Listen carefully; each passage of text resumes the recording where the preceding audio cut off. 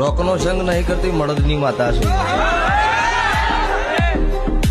દીપકભાઈ, સહેજે મને પૂજી હોય ને સહેજે હું તમારે આ ઉંમરે હાજર હોય ને હું દુનિયાનું કામ કરતી હોય ને કોઈ દુનિયાના જાદુગર એવું કહેતા હોય ને કે હું તમને બોધી નાખું, એની વિદ્યાની પોટલીની ગોઠ છોડવાડી તો દેહમાં હું કળજુગની માતાનો કેવો રહું.